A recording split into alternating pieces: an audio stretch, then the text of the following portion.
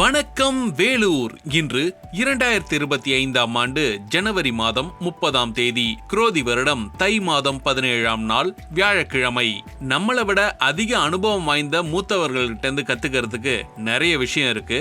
அதை நாம முழுசா ஒத்துக்கணும். அப்படி ஒத்துக்கிட்டோம்னா நம்முடைய ஞானத்துக்கான வழி கண்டிப்பா திறந்திருக்கும். அந்த வழியில பயணிக்கிறது ரொம்ப எளிமையாவும் இருக்கும். இதைத்தான் பலரும் பலவிதமா சொல்லிட்டு இருக்காங்க. ஞானம்ன்றது பெரிய பெரிய மகான்கள்கிட்ட இருந்து மட்டும் கிடைக்கிறது அப்படின்னு கிடையாது. சாதாரண ஒரு மனுஷன்கிட்ட இருந்து கூட நமக்கு கிடைக்கும். ஏன்னா அந்த மனுஷனுக்கு ஒரு அனுபவம் இருக்கு. அந்த அனுபவம் அவருக்கு ஒரு பாடத்தை கத்து கொடுத்துருக்கும். அப்படி கத்து கொடுத்த அந்த பாடத்தை நம்ம கிட்ட அவங்க கதைகள் மூலமாவும் இல்ல சாதாரணமா ஏதாவது ஒரு பேச்சுல கூட கலந்து சொல்லுவாங்க. ஒரு பழமொழியில கூட சொல்லிடுவாங்கன்னு வச்சுக்கோமே. அப்படிப்பட்ட அந்த பழமொழிகளும் கதைகளும் பாடங்களா நமக்கு மாறுறதுக்கு ஒரே வழி நாம அவங்க சொல்றத காது கொடுத்து கேட்க.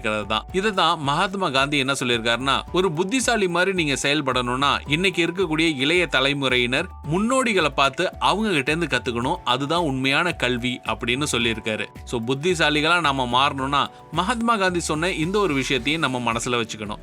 நம்மளை விட மூத்தவங்களா இருக்கிறவங்க சொல்லக்கூடிய அந்த வார்த்தைகளை கொஞ்சம் காது கொடுத்து கேட்கணும். அதுக்கு நம்ம பொறுப்பா செயல்படணும். இன்னைக்கு சூழல்ல யாராவது ஒருத்தவங்க ஒரு சின்ன அறிவுரை சொல்லிட்டாங்கன்னா போதும், அவங்களுக்கு பெரிய வயசா இருக்கணும்லாம் அவசியம் இல்ல, பூமர்னு சொல்லிடுறோம்.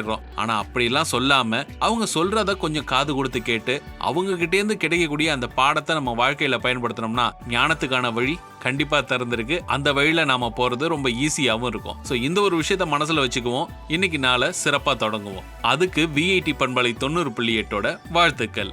என்ன இன்னைக்கு நாளை தொடங்கலாமா?